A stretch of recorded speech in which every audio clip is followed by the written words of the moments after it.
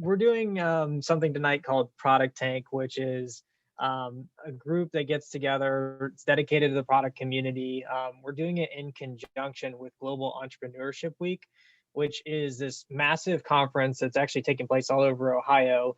And it's geared towards founders and building an ecosystem and really educating each other on different topics. And so tonight, what we want to do is sort of put our hats, our founder hats on, and sort of think about product from the angle of a founder. And I see most people here are product people, and we're going to record our conversation and send it out as well so that we can get in front of some people. Are people here founders? Who here is a founder? I know Brett is technically kind of a founder, right? David's kind of the other David. All right. Well, I'm trying to be. And you're trying to be. That's awesome. Okay. Well, when we are putting on our hat as a founder, we really want to think about things like how do we know whether people like our product, what do we build, how do we prioritize, and sort of all these things come into the realm of product management. So tonight we are talking with our guest, Brett Buchanan. Brett, you're very interesting. You've been a product manager for like 10 years. You have your own company that coaches people on product management. And so I guess just to start out, we'll just give you a quick round of applause. Yay. welcome, Brett. So how did you get started in product management? What was really the beginning for you? Yeah, probably 12 years or so ago, I was a business analyst at Abercrombie and Fitch, and we were launching PayPal as a project. And so PayPal was just a project on our portfolio. We had done a business case for it, got funding for it, and had kicked off this project. And this was still fairly early in the PayPal days. And so we had a bunch of questions for PayPal. And so they connected us with someone at Nike who was a product manager and said, hey, they just launched PayPal. There's probably some things that they can share with you, to help you with your project. And the person they connected us with was a checkout product manager. And so her and I jumped on a couple calls. She helped us with PayPal, which was great. But, I became really interested in her role and how it fit into Nike. And so a lot of our conversation transitioned from PayPal over to what a checkout product manager does at Nike.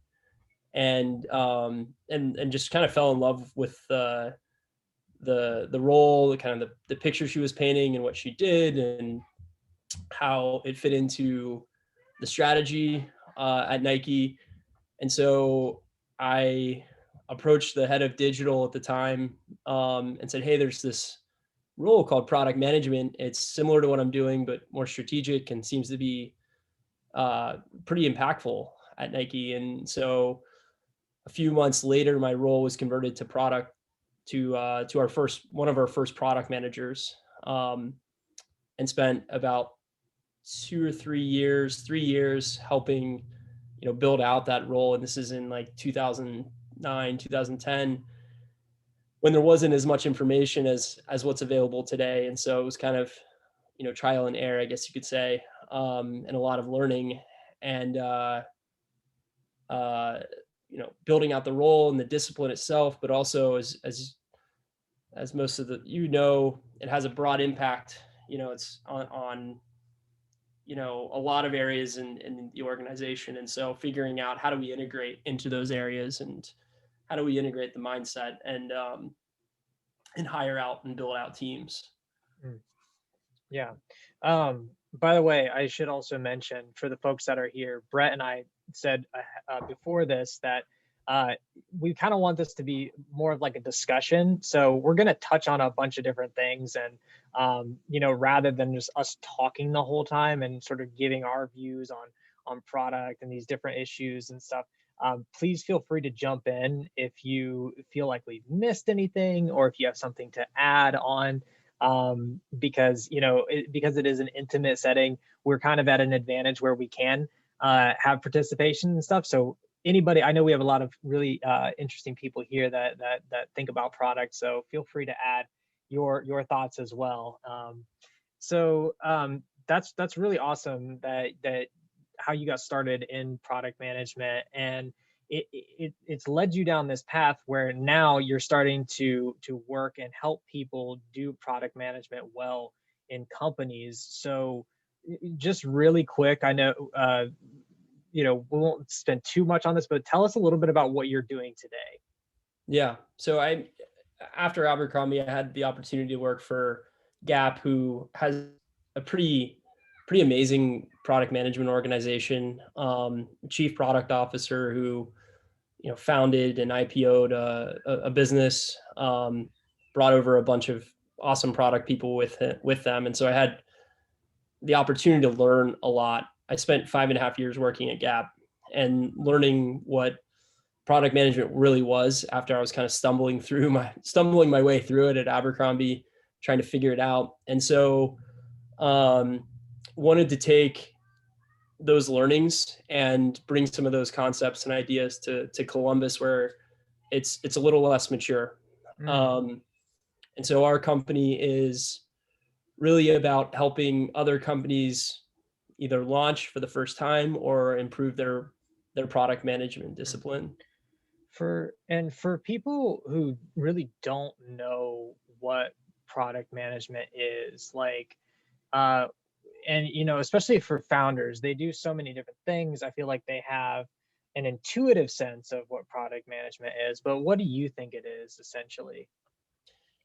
Yeah, I mean, for founders, they're doing product management. I mean, it's really about figuring out the right things to build that are going to drive value and solve problems for your users or your customers, and in return drive value for your business. That sounds super high level, and it is. But if you think about an early stage CEO, I mean, that when they're trying to find product market fit, I mean, that's like pure product management work. And so it tends to change as the life cycle of the product changes a little bit. The day-to-day, I should say, changes as the life cycle changes. Really, it's about making sure you're focusing your resources, your people, your money on the things that are going to drive the most value. Yeah. Do you have any sense of, like, for somebody who's in that space, there's a bunch of different routes you could go. Like, you could go and try to hire professional product managers. You could dive deep into like a product yourself and really try to do this. And with founders balancing so many different things, what do you, and I know it evolves over time, but do you have a sense of like how much, at least early on, somebody should be doing as a percentage of their time for product management if you're a founder? Yeah, I mean, it kind of depends on where you're at as a founder. I mean, generally, when you're in an early stage startup, like you're the product manager because you're trying to find product market fit. So you're trying to figure out what problems exist in a certain market with a certain customer segment. And once you've learned that, trying to figure out how can we solve those problems? What's the best way to solve those, and what kind of creative ways can we either test into or solve those in a way that isn't being done today. I guess, like, how do you start to think about, when you're trying to decide what to build, or decide whether, to how much people like your product, whether you're serving your customers, where would you recommend that people really start? Because I know there's sort of a whole development life cycle for products. Where in your mind does somebody start if they're sort of, they want to start thinking like a product manager? I mean, I think you have to start by, getting out of the building, going and talking to your target segment, your target group of users, and really understanding and kind of validating your understanding as well of their pain points. So who is your target market? What problems do they have? What's the strength of those problems? Is it something that they're really struggling with and they might be willing to pay to solve, or is it something that there's alternatives out there and it's slightly annoying, but they can solve it in other ways. And so, starting by getting out of the building and talking to those people, I think that target audience is kind of table stakes for when you're kind of kicking that process off. Yeah, and like when you're going out of the building and you're starting to talk to users, I think that's something that you're not exactly sure what to do or what to say. Like, how do you go about collecting this feedback from your users in a way that's sort of objective? And I would just love to hear sort of, what do you think are some strategies for really collecting the information in a usable format for, Mhm. yeah. Yeah. I mean, being skilled at interviews, like customer interviews and user interviews that's a skill. And that's something that if you do it well, it can make a huge impact. Also recognizing like that we're all biased Yeah. is important when you're going into those. That's um, the more and more I learn about bias, the more and more I realize how biased I am. Me too. And that's and that's going to help you recognize that you're being biased. And so when you're talking to those users, keeping that in mind, um, and really zooming in. I think the best way to combat your bias or fight bias is by zooming in and really focusing in on the problem. Mhm. So I think a lot of what product management is about is really gaining an understanding around the problem. Like it really boils down to that. And in many cases, you can't rely on your users or your customers to tell you what their problem is. Mm. Um, they try, I'll give you an example. I was building a dashboard for I was a product manager. I was working with this company that was building a dashboard, and we went out. I talked to like five or six users, and they all, 4 out of the 5 said the same thing. I need this dashboard to tell me this, and this is the problem. And I said, okay, makes sense. And I had already made the mistake with this company of going and building based on those conversations that I had, going back to our developers and saying, hey, we need to build this new feature. This is what our users are telling us.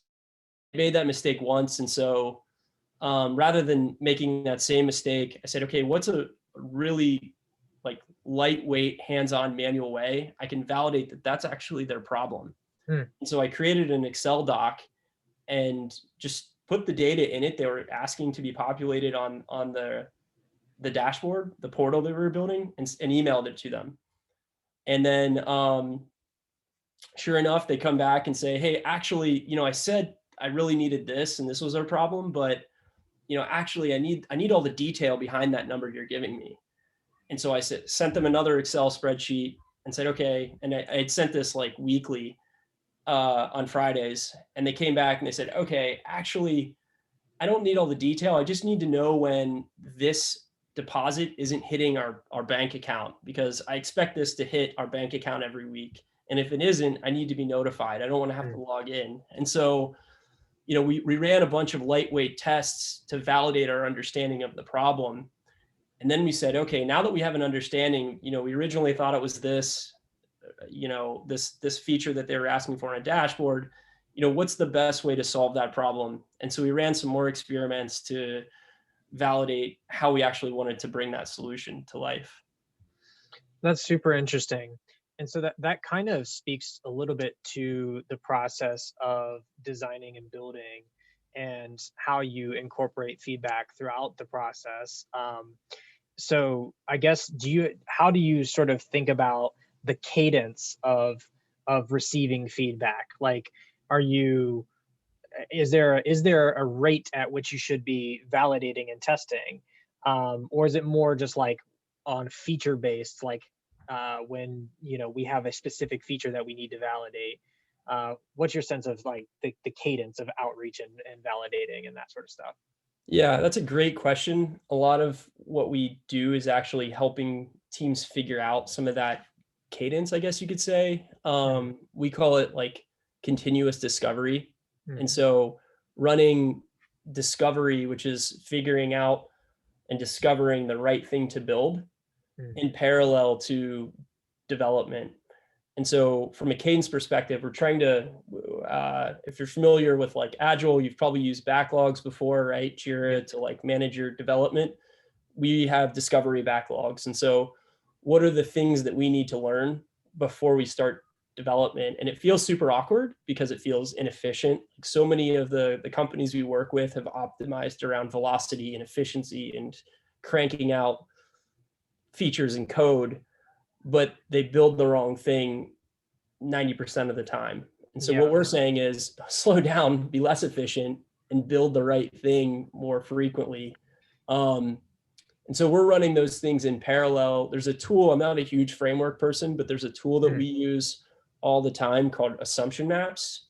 If mm, you go to Google's design sprint kit, mm, there's a tool in there called assumption maps. And what it allows you to do, it's not a silver bullet kind of thing, but it's a great starting place as a checklist of, what are the riskiest assumptions in your idea. And so vertically, it's what are the most important things to the least important things, and what are the most known things that you validated with data to the unknown things.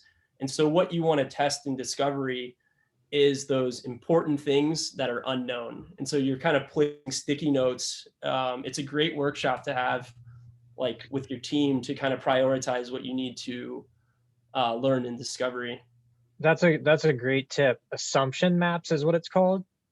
Yeah, it's a guy named David Bland created it, and he's put out a bunch of awesome tools and frameworks like that. Gotcha. So as you're sort of thinking about uh, you know, going through your assumptions and trying to validate, a question that comes up is sort of how do you measure all this stuff? Like, do you have a system that you recommend for measuring, I guess, the likability of you know, a feature or a product? Yeah, that's a great question. I'm kind of a metrics nerd, so I'm going to try not to go so too deep on this. Um, there's six buckets or six lenses of metrics that we like to look at, like commercial metrics, which are, how are you, following the money? How are you making money and losing money? Hmm, Product metrics, which are how are people using your product, and how do those things drive or how are they leading indicators of revenue? hmm, Quality metrics, which is kind of what you mentioned, how satisfied are our users with our hmm. product? Yep. Um, Process metrics, which are your standard kind of like velocity or cycle time, those types of things, which are misused all the time, but that's a whole nother story. And I'm probably missing one or two buckets. Strategic metrics. So how are you making progress towards your strategy as a company?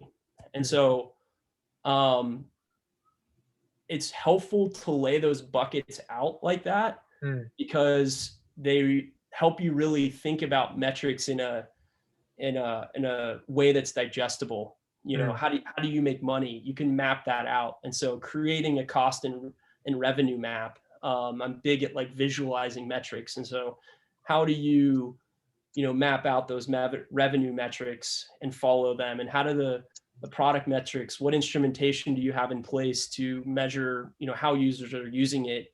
And how do those things drive your commercial metrics, how you make money? Usually there's certain behaviors that you can correlate between how your product is used hmm. and how you make money. So how do you start to connect those things? And Yeah, then, keep yeah. going. All right, I'll try to If keep this try to wrap this up quickly, but no, you're good. I was gonna add something, but if you had a thought that you wanted to complete, I feel bad for interrupting. But no, that's okay. Yeah, interrupt away. Yeah, I mean, so it's really about kind of breaking those metrics down and making them and starting to capture them. It's a process, but I think when you have those type of metrics and having that type of understanding of your business, it becomes that much easier to set your strategy because you've got at that point data to inform your strategy. yeah, yeah, I think so. This is, I think, a really good point for founders because founders think about KPIs, but a lot of times they're around the growth of the company and Yeah, the state of the company. And like from an investor standpoint, they want to know the things like your revenue, your burn rate, churn, customer acquisition costs, like all of these types of metrics, which are valid and relevant. yeah, Uh, but what you're sort of suggesting is that if you really want to think about this holistically and include the product stuff, you want to think about these other buckets of data as well. So um, when you do that, I guess, how do you think about tracking all of these? Do you have like a dashboard that you create where it's like I can look at all of these things at once? I mean, I know that maybe would be in like a perfect world you would have yeah. that. But I guess, like, how do you think about constructing sort of the infrastructure to track all of that? Yeah, I mean, most of the time it's manual. So you're getting a baseline manually.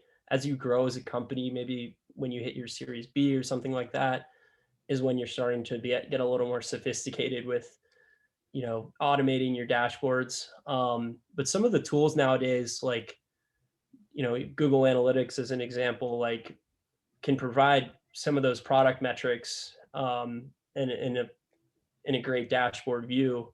I think the most important thing isn't that you're creating dashboards, it's that you understand the most important metrics that are Mm. going to help you realize those commercial metrics that you mentioned. So Mm. what are the metrics that are going to help that drive your customer lifetime value or your customer acquisition cost or your monthly recurring revenue or whatever it is that is important to you as a startup at that time.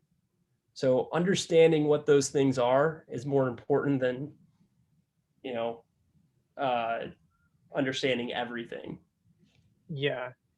How do, eh, eh, so for somebody who's doing the product management, but they want to sort of build out a team around it, like how do you start to think about communicating effectively with your team around product? Like how do you sort of manage like a product process?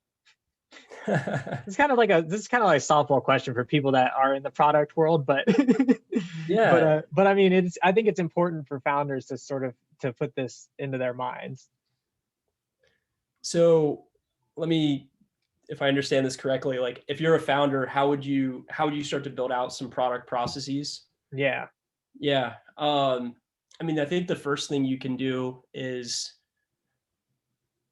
start with establishing what results you need to achieve as a company or as a product. Mm. Like product isn't about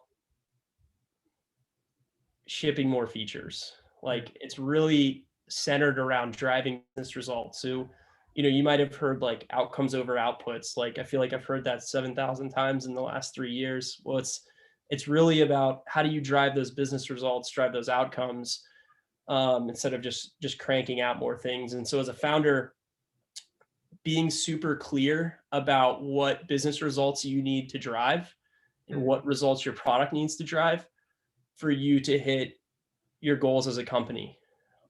If you have that level of understanding, that's going to set the foundation for everything moving forward. Um, what I mean by that is if you can communicate, here's our vision, here's where we need to go, here's the metrics, or here's our are measurable goals. And here's one we're trying to hit these goals. You're already setting your company up on the path to move forward in a clear, a cohesive and coordinated way, which is critical. And it's not to say you can't pivot, because obviously early stage startups need to do that. But we work with a lot of early stage companies who don't do that. And because of that, there's constant spin. That CEO isn't doing the product management role of, setting that vision for where they need to go. And they're just spinning all over the place, trying to, constantly changing to the point of not making, any traction. Yeah. And I think that's a super interesting point too, because um, especially early on, you might have a bunch of different ideas and sort of competing ideas around what to build. And even if you know what to build, the way in which you build it, the ideas might be different. And so you kind of have this balance around, prioritizing what needs to be built for sort of those business objectives at the end of the day. And I guess my question to you is, how do you think about saying no to things that are ideas, and maybe it's not a bad idea, or it's and you want to value everybody's input, but how do you think about, as a product manager, saying no to building certain things? Yeah. I think if you have that vision or that measurable goal of where you need to go, it makes it a lot easier to say no, because you have something to prioritize against. And so if your goal is to, um, we're working with a company who provides like workflow management for healthcare employees. And what they've realized is it's a SaaS product. It's a product that when a service is completed, the healthcare professional gets paid for that service. And it takes too long for that. We've done research that has revealed to us that, hey, it takes too long. It takes 40 minutes to complete this service. They get paid for it, but it's not worth their time. They already have a ton of other things going on. And so we established a goal with this startup to reduce the amount of time it takes to complete a service by 50%. And that goal now serves as a thing that we can prioritize our work against, because there are tons of really good ideas and they're not bad ideas. It's just that this is the most important thing as a company that's going to make us successful and make, our business sustainable. And so even though we've got these ideas getting, kind of flooding into us, we can say, well, does it help us achieve this goal or not? If it doesn't, okay, well, we need to defer this work. If it does, then we just ask, well, how much is it going to help us achieve this goal? How big is the problem it's solving? And then we can just say, okay, well, this one seems to have a bigger impact than this one.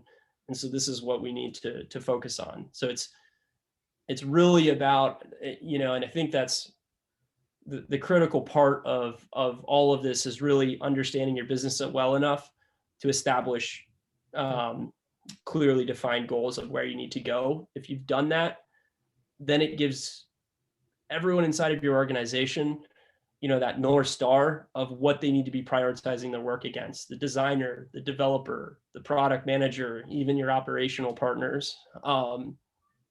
Yeah. So the North Star is also kind of an interesting concept, because when you're in a startup, you might have like an idea, and let's say you've got an MVP, it's out in the world, and you want to grow, but you may not have a super fleshed out vision. And it's easy too, when you're like in the middle of a million different things, for the vision to kind of get lost. So how do you recommend people sort of like crystallize their vision to the point where it's like precise enough to be actionable for building out a product effectively? Mm-hmm. Yeah. It's definitely much more difficult as a early stage founder. Yeah. I'm not going to, I think, so with whatever I say, it's probably, I want to say it with the caveat of this is probably oversimplifying it. Sure. But what we try to do is understand, like, what is the one, like, there's a framework called North Star framework that we just talked about. And it's really centered around what's the one metric that is going to measure value or deliver value for your customer and deliver value for your business as well. So it's going to make money for your business, and it's valuable enough or solving a big enough problem for your customer to pay for it. What I like to do, just because, as I mentioned, I'm a very data oriented person, is figure out what are the product metrics that are going to drive that North Star metric. And so I'll give you an example. Like Uber in their early days, like before they scaled, their North Star metric was weekly trips. Originally it was weekly riders, and they realized they're a two-sided marketplace, and that was a problematic North Star for them because it didn't account for drivers. And that was a big problem for Uber early on, because what they realized was that if it took longer than 10 minutes from the time you requested your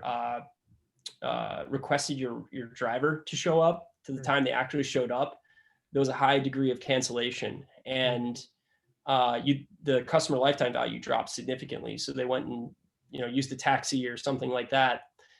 And so what they realized through data is, like, if they had a driver to rider ratio of 1 to 25, then they had enough driver saturation in the market to be able to meet their goal of reducing the wait time to less than 10 minutes. And so as a company, and the founders of Uber said, hey, look, our goal over the next 6 months is we need to reduce the wait time in every city that we're in to an average of less than 10 minutes. And so all of the decisions they were making, from features to prioritization to support, were all centered around increasing their driver to rider ratio, because that was something the teams could have a direct impact on. And so, they streamlined the application process. They, instead of typing in your driver's license information, they said, just take a picture. Like, what are all the problems that are standing in the way of us onboarding more drivers? And they centered all of their focus around that as a company, and it attributed to the scale that Uber's at today, because once they hit that saturation, they were able to scale, internationally. That's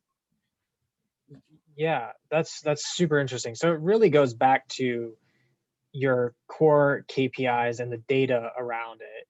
So you have a specific KPI that you want to improve, and then you say, okay, well, what's the context around it? And the Uber example is really interesting, because it sounds like they had their weekly ridership was the main thing, and then they were like, well, actually, we need to really think about the time it takes to get your car, so that people actually continue to use our service over time. So I think that's a really good data point for people to think about, because it really paints a clear picture of, like, okay, I have my metrics, I have my goals, and then I'm really starting to think about the data around those, and measuring performance against those metrics. So how do you think about like, what matters most when you're leading a product team? Yeah, that's a great question. For me, and this is based on my personal experience, giving space to the team, whether it's a team of product managers or a team of engineers, giving them the autonomy to figure things out is critical, because in my experience, the team is smarter than I am, and so this isn't like, building product is a team sport.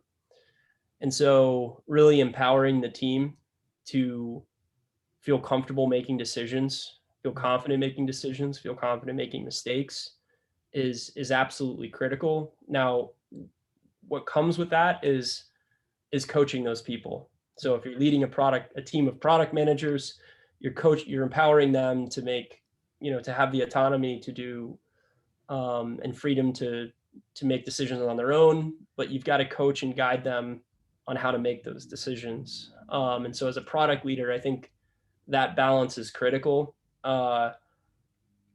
When you're leading a team of engineers, and I don't know if I would say leading, but more of like guiding, I guess you could say, the engineers on where we need to go, what the goals are for the company, um, and keeping them in kind of within those guardrails of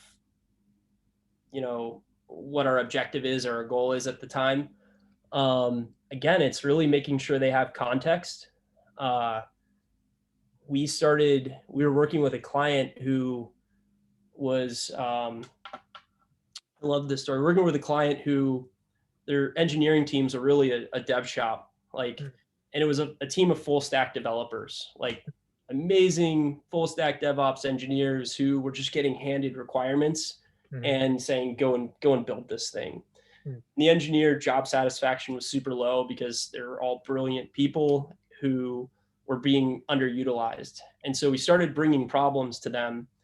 And what we found was that we had engineers contributing ideas and subject matter experts and business stakeholders contributing ideas. Now, we measured how many of those ideas the ideas that made it to production, where were they coming from? And we just looked at it for like a 4 to 6 week period. It was a small sample size, but 82% of the ideas that made it to production came from engineers. Prior to that, it was 0. And so as a product leader, I think it's about setting context for everyone and giving people the opportunity to really kind of contribute their ideas. And then kind of as a product leader, synthesizing, okay, what do we need to test? What ideas make sense?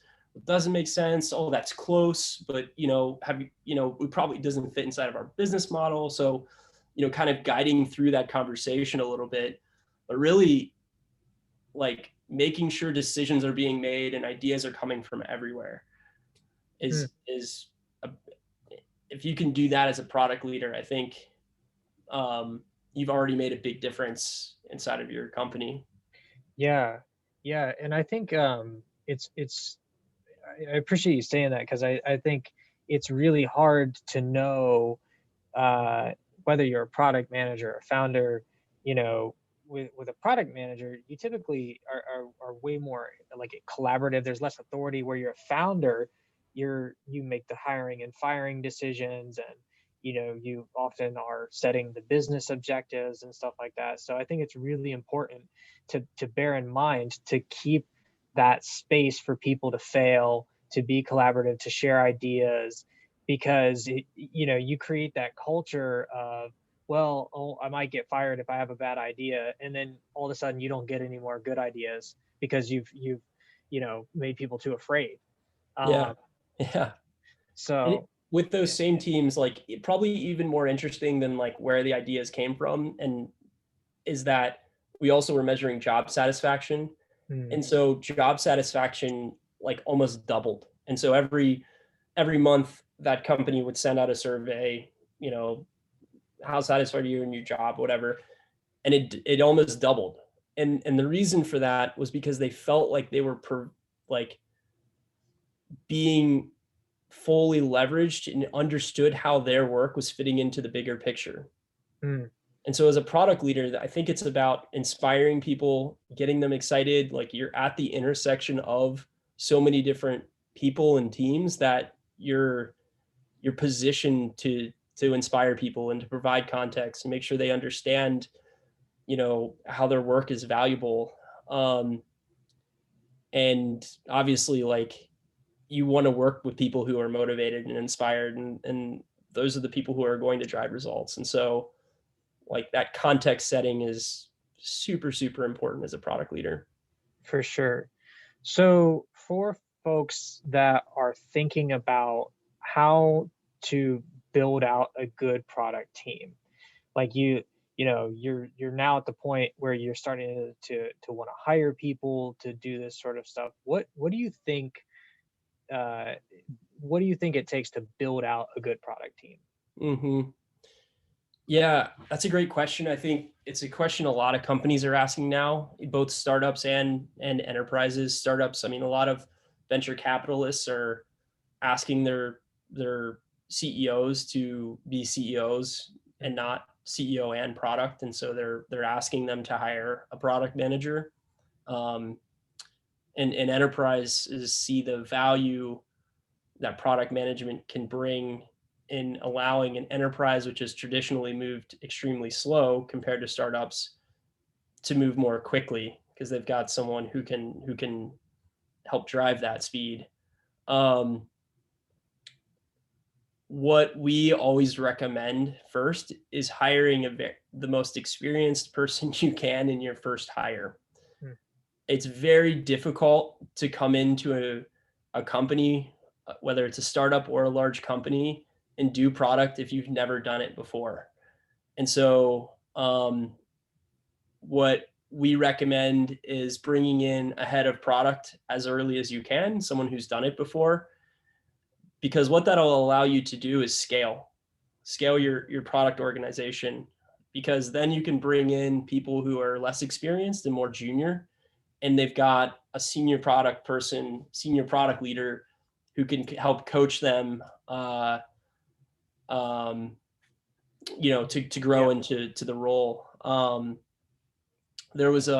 sat on a roundtable with a bunch of different companies in the Bay Area 4 or 5 years ago, probably, and they all had the same problem. Like, it takes 9 to 12 months for us to hire like a senior product manager, and it's costing us a ridiculous amount of money. And how do we fix this? And what we realized was we should stop hiring.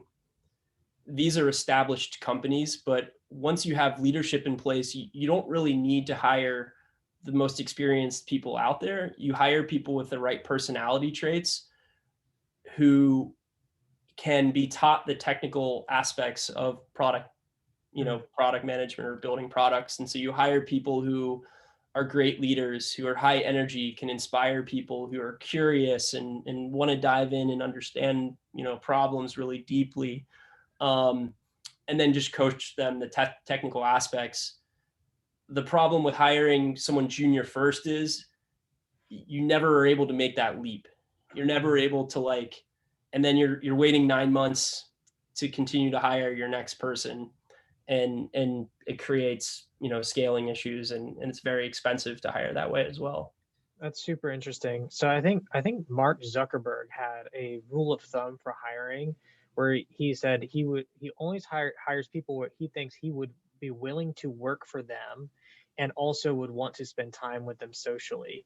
And I think like that's an interesting framework to think about for early on in a startup, maybe Yeah. even later on.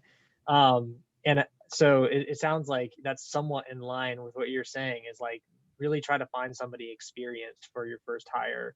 Well, thank you so much, everyone. And thank you for coming to Product Tank. And if you're coming from Global Entrepreneurship Week, thank you for coming out. We will be coming to you again soon with a Product Tank, probably in the next month or so. So keep an eye out for upcoming Product Tanks.